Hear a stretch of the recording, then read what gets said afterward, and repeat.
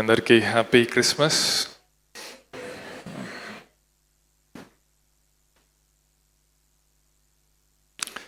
సంతోషంగా ఉన్నారా?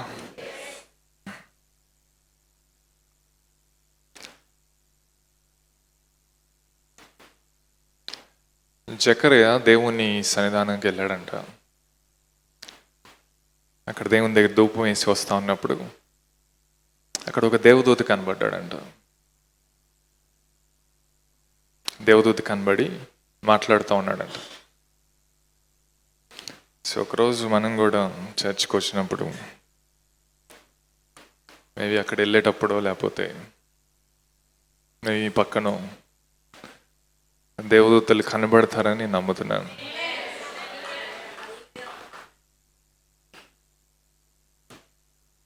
యేసుప్రభు వారు జన్మించక ముందే దేవదూతలు దర్శనం ఇవ్వటం అనేది అది అలవాటు అక్కడ ఆ రోజుల్లో. బట్ ఈ రోజుల్లో కూడా మనం చూడాలి అది. ఆమేన్. సో దేవునికి ఒక డ్రీమ్ ఉందంట. ఒక పెద్ద కలగా అన్నాడంట ఆయన. వాళ్ళ లోపల ఒక మంట మండుతూ ఉన్నదంట.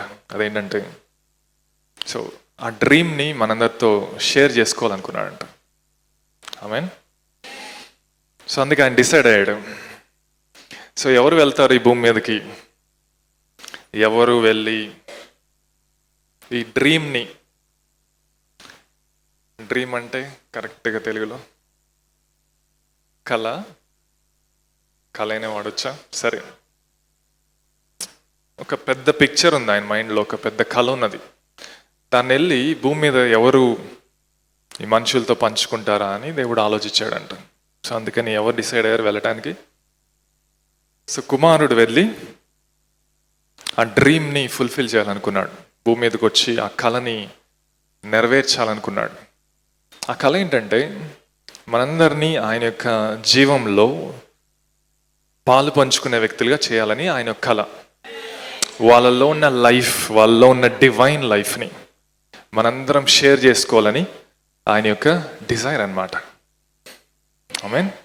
సో కుమారుడు ఏం చేశాడు? సో తండ్రి, కుమార, పరిశుద్ధాత్మ వీళ్ళు మాట్లాడుకొని వీళ్ళు ఏం చేశారంటే, ఓకే నువ్వు వెళ్ళి ఈ యొక్క డ్రీమ్ని నువ్వు అందరితో పంచుకో, మానవాళితో షేర్ చేసుకో అని ఆ డ్రీమ్ని నెరవేర్చడానికి యేసు ప్రభువుని సెలెక్ట్ చేసుకున్నారు. ఆయన కూడా తన ఇష్ట ప్రకారమే డిసైడ్ అయ్యాడు.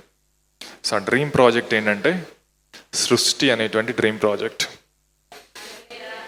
అప్పుడు క్రియేషన్ అనే ప్రాజెక్ట్ని వాళ్ళు స్టార్ట్ చేశారు. అందుకే మానవుడు పుట్టక ముందే సృష్టించబట్ట మనం చూస్తూ ఉన్నాం ఆదికాండం 1వ అధ్యాయం నుంచి. అవునా కదా? సో ఈ క్రిస్మస్ యొక్క మెసేజ్ ఏంటంటే దేవుడు ఈ ప్రాజెక్ట్లో ఉన్న ఒక భాగం ఏంటంటే, లేకపోతే ఈ యొక్క వెంచర్లో ఉన్న ఒక భాగం, లేకపోతే ఈ యొక్క డ్రీమ్లో ఉన్న ఒక భాగం ఏంటంటే వాక్కు శరీరధారి అయి మానవుల్లో లేకపోతే మన మధ్యలో మనలో నివాసం ఉండాలనేటువంటిది ఆయన యొక్క డిజైర్ అన్నమాట. ఆమేన్. సో ఈ ప్రాజెక్ట్, సృష్టి అనేటువంటి ఈ ప్రాజెక్ట్లో ఫస్ట్ ఆ భాగం ఏంటంటే ఆదాంతో స్టార్ట్ చేశాడు దేవుడు. ఓకే. సో మరియ జీవితంలో జరగవలసింది దానికంటే ముందు ఎవరి జీవితంలో ఆయన ప్రారంభించాలనుకున్నా అంటే ఆదాం జీవితంలో ప్రారంభించాలనుకున్నాడు. అందుకే అక్కడ మనకి 2 చెట్లు కనబడతా ఉన్నాయి. అందులో ఒక వృక్షం పేరేంటి, ఒక చెట్టు పేరేంటి? సో ఈ ప్రాజెక్ట్ ఆదాంతో స్టార్ట్ చేశాడు దేవుడు.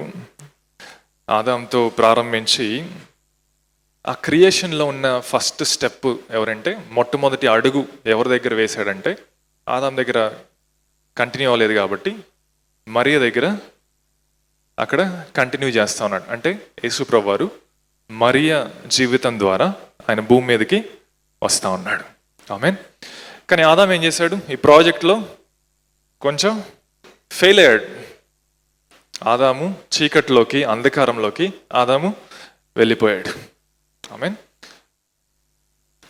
ఆదాము తప్పు చేశాడు కాబట్టి దేవుడు ఏం డిసైడ్ అయ్యాడంటే తండ్రి కుమార పరిశుద్ధాత్మ ఏం డిసైడ్ అంటే, ఓకే ఆదాం తప్పు చేసేవాడు కూడా పర్లేదు, మనం ఏం చేద్దామంటే ఈ మానవుని యొక్క జీవితంలోకి వెళ్ళి అతని ఎక్కడైతే సరిగా లేడో, ఎక్కడైతే తప్పు చేస్తా ఉన్నాడు, ఎక్కడైతే మెస్సప్ అయిన లైఫ్ ఉన్నదో, ఎక్కడైతే చెడిపోయిన జీవితం ఉందో అక్కడికి వచ్చి మనం నివాసం ఉందాం అనుకున్నాడు. అక్కడికి వచ్చి వాళ్ళ లోపల ఉందామని డిసైడ్ అయ్యారు. పక్కన తట్టి చెప్పండి, దేవుడు నువ్వు తప్పు చేసినప్పుడు నేను వదిలిపెట్టలేదు, నిన్ను ప్రేమించాడు. అంటే నీ భయంకరమైన పరిస్థితుల్లో కూడా, నీ డార్కెస్ట్ టైమ్స్లో కూడా ఆయన ప్రేమించాడు. అందుకే ఆయన భూమి మీదకి రావాల్సి వచ్చింది. ఎందుకు వచ్చాడు? ఆయన వచ్చి నీలో నివాసం ఉండటానికి వచ్చాడు. ఆమేన్. సో ఈరోజు నువ్వు ఏ మెస్లో ఉన్నా, ఏ భయంకరమైన స్థితిలో ఉన్నా, ఏ కష్టమైన పరిస్థితిలో ఉన్నా, ఆ పరిస్థితిలోకి వచ్చి ఆయన ఏం చేస్తున్నాడంటే, ఆయన ఆల్రెడీ వచ్చాడు. వచ్చి ఏం చేస్తున్నాడు? అక్కడ పరలోకాన్ని నీకు చూపించాలనుకుంటున్నాడు. కానీ నువ్వేం చేయాలా? ఆయన కార్యం చేయటానికి నువ్వు అంగీకరించాలి. ఆమేన్. అంత చెప్తారా? నాలో ఇప్పుడు దేవుడు నివాసం ఉంటున్నాడు. పక్కన వాళ్ళు తట్టి చెప్పండి, బెత్లెహేంలో కాదు, లేకపోతే ఇంకో ప్లేస్లో కాదు, ఆయన అక్కడే ఆగిపోలేదు. అది ఏం ప్రారంభించాడంటే, ఆ ప్రారంభం ఏంటంటే అది నీలో కూడా ప్రారంభించాడు ఆయన. అదే వాక్కు నీ లోపలికి వచ్చి శరీరధారి అయింది. హల్లెలూయా. సో యేసుప్రభు వారు వచ్చి ఈ వాక్ ఎందుకు శరీరధారి అయింది? జనరల్గా యేసుప్రభు వారు ఈ భూమి మీదకి వచ్చారంటే ఏం చెప్తారు? యేసుప్రభు వారు భూమి మీదకి ఎందుకు వచ్చాడంటే సాధారణంగా ఏం చెప్తారు? ఆయన భూమి మీదకి వచ్చాడు, పాపాన్ని క్షమించడానికి వచ్చాడు, తర్వాత సరే రక్షణ ఇచ్చాడు, తర్వాత పరలోకాన్ని. మీరందరూ అందుకే రెడీగా ఉంది. యేసుప్రభు వారు వచ్చాడు, మీ పాపాన్ని క్షమించాడు, నెక్స్ట్ ఏంటి? అంతే కదండి, మీరు పరలోకానికి టికెట్ వచ్చింది, రెడీగా ఉన్నారు, అంతేనా? అందుకే క్రైస్తవులకి భూమి మీద ఏం చేయాలో తెలియదు. ప్రాబ్లం అదే. రక్షణ పొందేవా? పొందాను. పాపాలు క్షమించబడి నెక్స్ట్ ఏంటి? అయిపోయింది అంతా. ఇంకేంటి? ఎత్తబట్టమే. కొంతమంది ఈ క్రిస్మస్కి ఎత్తబడతారని మొన్న ఒకళ్ళు చెబుతున్నారు. రకరకాలుగా తయారయ్యారు. సో దేవునికి పాపాలు క్షమించడానికి ఆయన భూమి మీదకి రావాల్సిన అవసరం లేదు. అది మధ్యలో జరిగిన ఒక పని, ఒక మాల్ ఫంక్షన్ జరిగింది. ప్రాజెక్ట్లో ఒక తప్పు జరిగింది. ప్రాజెక్ట్ స్టార్ట్ చేశాడు కానీ, పునాది వేశాడు కానీ, బిల్డింగ్లో ఎక్కడో తప్పు జరిగింది. దాన్ని సరి చేయడానికి ఏం డిసైడ్ అయ్యాడు? ఓకే, నా సిలువ కార్యము వీళ్ళకి పనికి వస్తుందని వాళ్ళు డిసైడ్ అయ్యారు. అందుకే వాక్యంలో ఉంది, జగత్తు పునాది వేయబడక ముందే గొర్రెపిల్ల వధించబడిందంట. అంటే ఏంటి? ఆయన భూమి మీదకి వచ్చినప్పుడు చనిపోవటం కాదు. ఆ పని ఎప్పుడు జరిగింది? ఆల్రెడీ ముందే జరిగింది. అంటే ఆల్రెడీ ఆయన ప్రీ డెస్టిన్ చేశాడు. మనల్ని ఆల్రెడీ ముందే ఆయన ఎన్నుకున్నాడు, డిసైడ్ చేసుకున్నాడు, ఆయన కుటుంబంలో చేర్చుకోవాలనుకున్నాడు. ఆదాం చేసిన తప్పు ఆయనకి పెద్ద విషయం కాదు, మ్యాటర్ కాదు. సో ఆదాముని పట్టుకొని కూర్చోబాకు, ఆదాం గడు చేయకపోతే నా బతికిట్టుండేది అనుకోబాకు, ఆదాం అంకుల్ని తిట్టబాకు, ఆదాం తాతను తిట్టబాకు. ప్రాజెక్ట్ కంటిన్యూ అవుతుంది. అందుకే యేసు ప్రభు మరియ ద్వారా భూమి మీదకి వచ్చాడు. ఆమేన్. సో దేవునికి ఒక అవసరత లేదండి. నువ్వు తప్పు చేశావు కాబట్టి ఈ భూమి మీదకి వచ్చి నిన్ను బాగు చేసి ఏదో చేయాలని ఒక నీడ్ లేదు. దేవునికి నీడ్ కంటే ముఖ్యంగా ఏముందంటే ఒక డ్రీమ్ ఉన్నది. ఏమున్నది? ఒక కళ ఉన్నది. వారి మైండ్లో ఒక పెద్ద ప్రణాళిక, ఒక పెద్ద డిజైర్, ఒక పెద్ద కళ ఉన్నది. అదేంటంటే మేమొచ్చి వీళ్ళ లోపల నివాసం ఉండాలి అనేటువంటిది వాళ్ళ డ్రీమ్ అన్నమాట. హల్లెలూయా. సో అందుకే ఆయన భూమి మీదకి వచ్చాడు, ఆయన మన మధ్యలో నివాసం ఉన్నాడు, ఆయన చనిపోయాడు, తిరిగి లేచాడు, ఆరోహణమయ్యాడు, మహిమపరచబడ్డాడు. మరలా తిరిగి ఆయన ఎవరి కోసం రాబోతున్నాడంటే మహిమపరచబడవలసినటువంటి లేకపోతే మహిమపరచబడుతున్నటువంటి గ్లోరిఫై అవుతున్నటువంటి ఆయన కుమారులు కుమార్తెల కోసం వస్తున్నాడు ఆయన. అంటే ఆయన ప్రాజెక్ట్ని ఏం చేశాడు? కంప్లీట్ చేశాడు. లాస్ట్ ఫేజ్ ఒకటే మిగిలి ఉన్నది.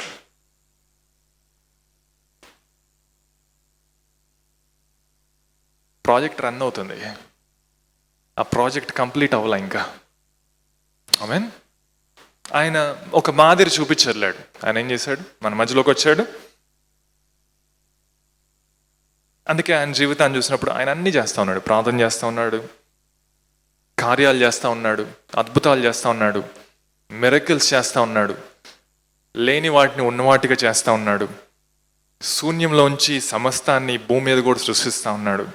5 రొట్టెలు 2 చేపల్ని 5,000 మంది తినేటట్టు చేయగలిగాడు ఆయన. ఇవన్నీ ఎలా సాధ్యమైందంటే ఆయన ఒక మాదిరిని చూపిస్తూ ఉన్నాడు. అలాగే ఆయన చనిపోయాడు. ఎందుకు చనిపోయాడు?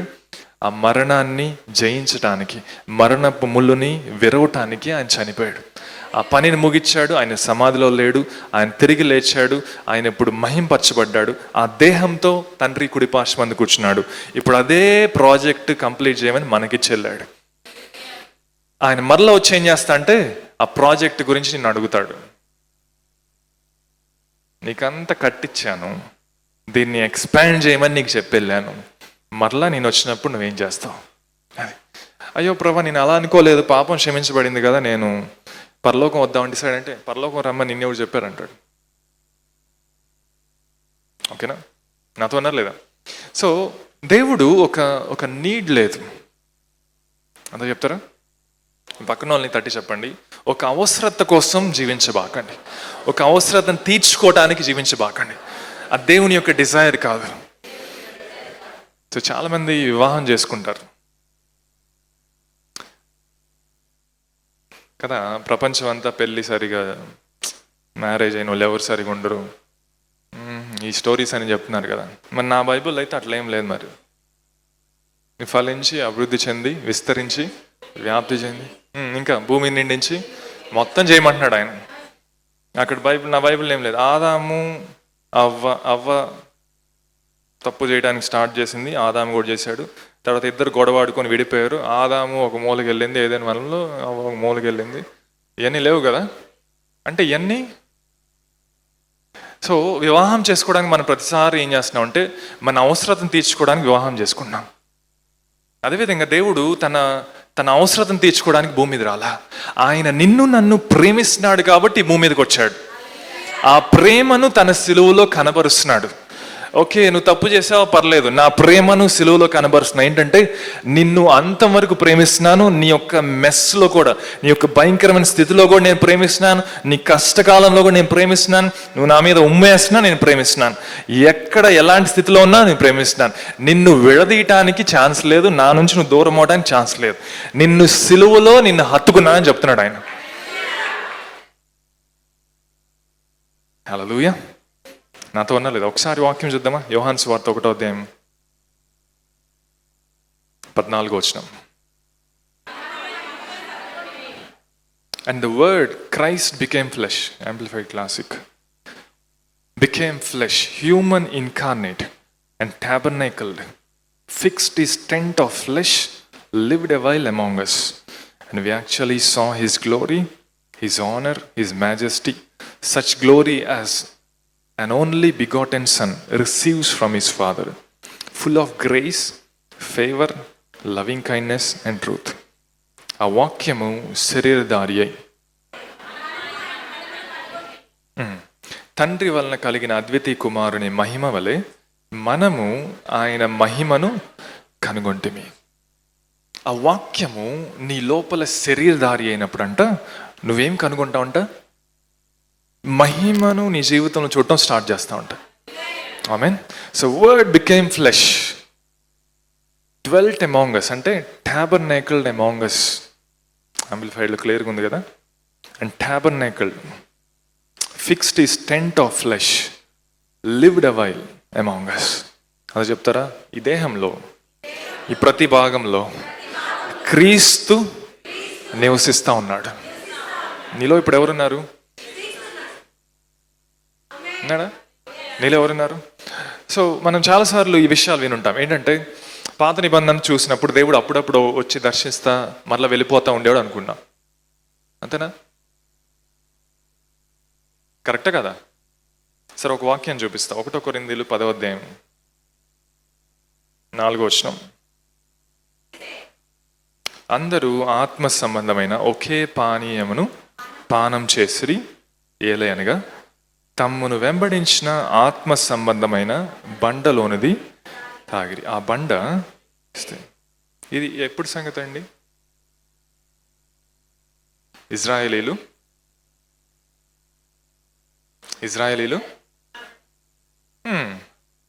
అరణ్యంలో ఉన్నప్పుడు, కానానికి వెళ్ళే మార్గంలో ఉన్నప్పుడు దాని గురించి మాట్లాడుతున్నాడు. అక్కడ ఎవరు కనపడుతున్నారు?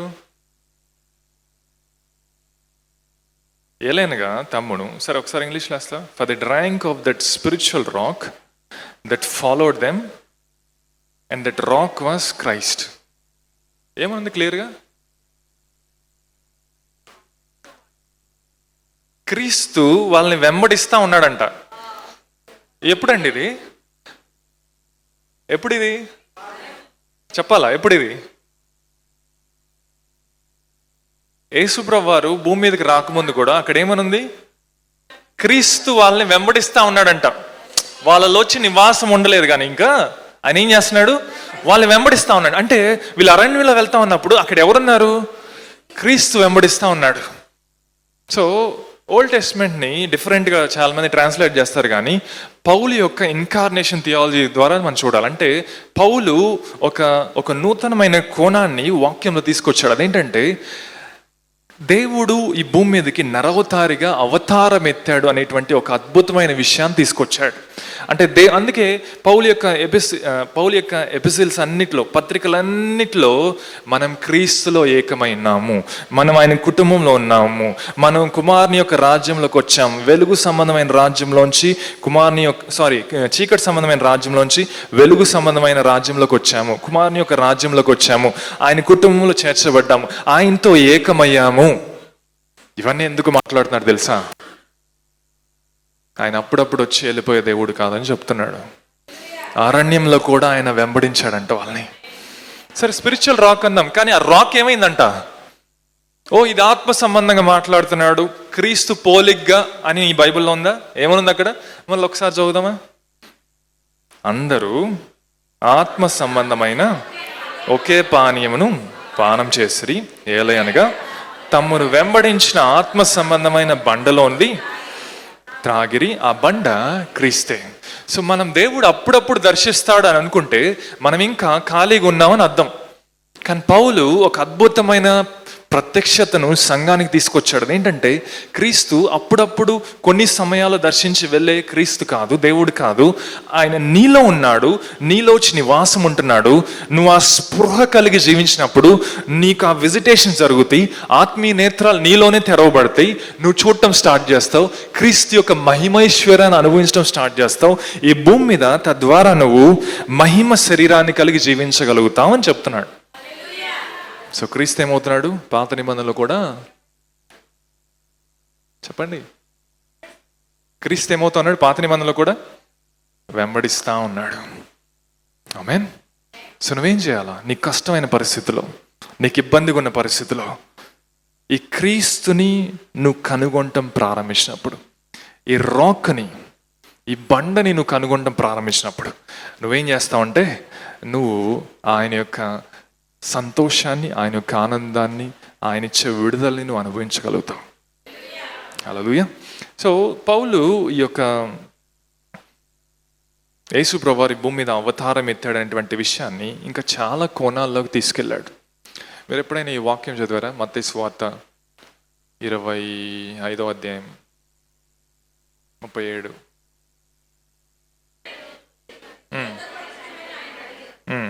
అందుకు రాజు, మిక్కిలి అల్పులైన ఈ నా సహోదరులో ఒకనికి మీరు చేసితిరి కనుక నాకు చేసితిరని.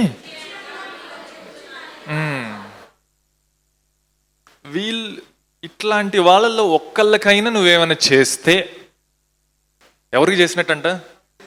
క్లోజ్ చేయి. ఎవరికి చేసినట్టంట? క్రీస్తుకు చేసినట్టంట. అంటే ఏంటి? క్రీస్తు ఎక్కడున్నాడు ఇప్పుడు? చెప్పమంటారా? ఆకలి కొని ఉన్న వాళ్ళలో కూడా క్రీస్తున్నాడు, దప్పి కొని ఉన్న వాళ్ళలో కూడా క్రీస్తున్నాడు. ఇంకెక్కడున్నాడు? దిగంబరి అయి ఉన్న వాళ్ళలో కూడా క్రీస్తున్నాడు, రోగి అయి ఉన్న వాళ్ళలో కూడా క్రీస్తున్నాడు, చెరసాల్లో ఉన్న వాళ్ళు కూడా క్రీస్తున్నాడు. వీళ్ళందరిలో ఎవరున్నారంట? వాక్కు శరీరధారి అనేటువంటి క్రీస్తు వీళ్ళందరిలో ఉన్నారంట. మనము ప్రతి ఒక్కరిలో క్రీస్తుని చూడపోతే మనం క్రీస్తుని భూమి మీద మిస్ అవుతాము. నువ్వు ఒకరికి హెల్ప్ చేసావా? ఎవరికి హెల్ప్ చేస్తున్నావు చెప్పండి? నువ్వు ఒకరికి దప్పికి కొన్నప్పుడు నీళ్ళు ఇచ్చావా? లేకపోతే ఆకలిగా ఉన్నప్పుడు ఆహారం పెట్టావా? ఎవరికి చేస్తున్నావంట? అంటే ఏంటి? ఇది ఇంకా డీప్గా వెళ్తే చాలా ఏరియాస్లోకి క్రీస్తు నివసించడం మనం చూస్తూ ఉన్నాం. హల్లెలూయా. పాత నిబంధన మనం చూసినప్పుడు యేసుప్రభు వారిని మనం చాలా విషయాల్లో గమనించవచ్చు. సో పాత నిబంధన మనం జాగ్రత్తగా గమనించినప్పుడు మోషే నుంచి మనం చూస్తూ ఉన్నప్పుడు, మోషే దేవుని దగ్గరికి వెళ్ళి ఒక నమూనా తీసుకొని వచ్చి భూమి మీద ఏం చేశాడు? ప్రత్యక్ష గుడారం వేశాడు. ప్రత్యక్ష గుడారంలో ఏముండేది అక్కడ? సో అంటే దేవుడు వచ్చి సాధారణంగా ఏం చేస్తున్నాడు? ఒక టెంట్లో నివసించడానికి ఇష్టపడ్డాడు. ఓకే, తర్వాత అక్కడ మనకి ఏం కనపడతా ఉన్నది? తర్వాత మనం అక్కడ ఏం చూస్తూ ఉన్నాం? ఒక మందస్సాన్ని చూస్తూ ఉన్నాం. ఓకే, ఆ మందస్సంలో ఏం జరుగుతూ ఉంటుంది? దేవుని సన్నిధి దిగి వస్తూ ఉంటుంది ఆ మందస్సం మీదకి. అది అయిపోయినాక దావీదు ఏం చేశాడు? ఆ మందస్సాన్ని పట్టుకొని కొంతకాలం దేవుణ్ణి ఆరాధించాడు. తర్వాత ఇట్లా కాదు, పని సరిగా బాగాలేదు, జరగట్లేదని తీసుకెళ్ళి ఒక టెంపుల్ని కట్టాడు, ఒక దేవాలయాన్ని కట్టాడు. సొలొమోను యొక్క దేవాలయం. దావీదు కట్టాలి, కానీ ఎవరు కట్టారు? కుమారుడు కట్టాడు. అక్కడ ఎప్పుడైతే వాళ్ళు దేవుని సన్నిధి దిగి రావటం చూశారో అక్కడ ఏం జరుగుతూ ఉన్నది? ఈవెన్ యాజకులు కూడా అక్కడ నిలబడలేకపోయారు ఆ మహిమకి. ఓకే, నాతో ఉన్నారు లేదా? సో ఈ ప్లేసెస్ అన్నీ చూసినప్పుడు జాగ్రత్త వినండి. మోషే యొక్క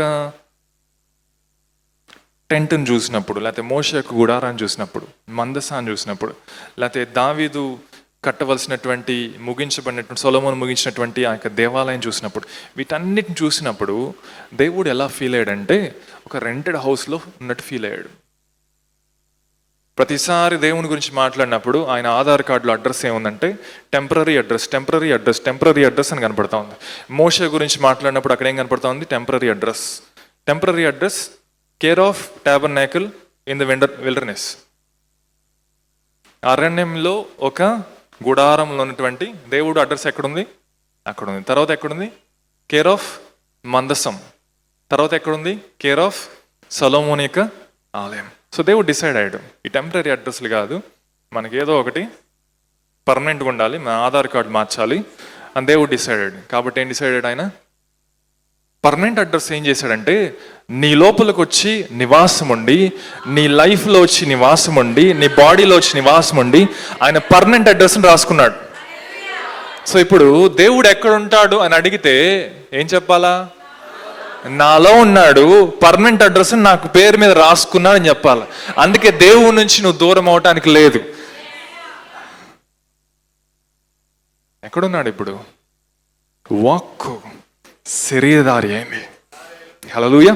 ఎప్పుడైతే నీలోకి వచ్చి నివాసం ఉండటం ప్రారంభించాడో ఆయనకి ఇంట్లో ఉన్నట్టు ఉందంటండి.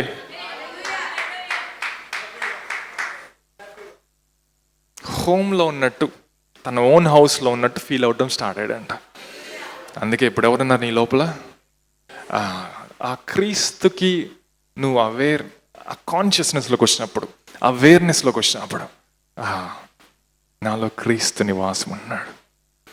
బెత్లెహేంలో కాదు, మోషే ప్రత్యక్ష గుడారంలో కాదు, మందసం దగ్గర కాదు, సొలొమోన్ దేవాలయంలో కాదు. ఇప్పుడు నేను టికెట్ తీసుకొని యెరూషలేం వెళ్ళాల్సిన అవసరం లేదు. ఎక్కడున్నాడు ఆయన? నాలో ఉన్నాడు. ఆయన అడ్రస్ ఏంటి చెప్పండి? జీసస్. కేర్ ఆఫ్ అడ్రస్ మీ పేరు చెప్పండి, చెప్పండి. ఎక్కడున్నా అంటే ఇప్పుడు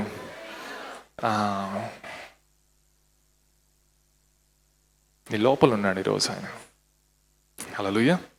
సో ఆయన నీలోకి వచ్చి నివాసం ఉంటే, ట్యాబర్నేకిల్ అంటే దాని అర్థం ఏంటంటే బ్లెస్సింగ్ ఉంటుంది, ఆశీర్వాదం ఉంటుంది, కాపుదల ఉంటుంది, సమృద్ధి ఉంటుంది, అన్నీ ఉంటాయి. ఆయన ఎప్పుడైతే ఒక ప్లేస్కి వచ్చి పాత నిబంధనలో నివాసం ఉంటా ఉన్నాడో, ఒక చోట ఆయన ప్రత్యక్షమవుతూ ఉన్నాడు, కనబడుతూ ఉన్నాడు, ఒక గుడారంలో ఉంటా ఉన్నాడు, అక్కడ సమస్తం ఉండేది. అదే దేవుడు ఇప్పుడు నీ లోపలికి వచ్చి ఆయన నివాసం ఉంటా సమస్తాన్ని తీసుకురాగలడు. అని చెప్తారు, క్రీస్తు నాలో ఉన్నాడు. జస్ట్ ఒకసారి కళ్ళు మూసుకోండి.